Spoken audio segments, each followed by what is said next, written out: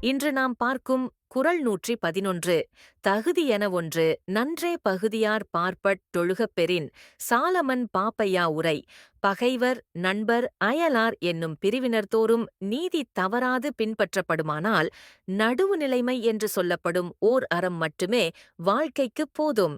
திருவள்ளுவர் விளக்கம்.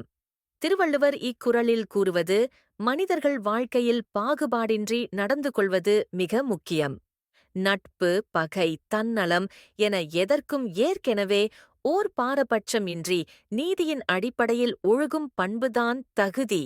இக்குறளில் சாலமன் பாப்பையா அவர்கள் தெளிவாக கூறுவது ஒரு மனிதன் எந்த சூழ்நிலையிலும் தனது நீதி உணர்வை தவறாமல் எல்லா தரப்பினரிடமும் சமநிலை காக்கும் போது அதுவே அவனுக்கு தகுதியான உயர்ந்த அறமாகும்.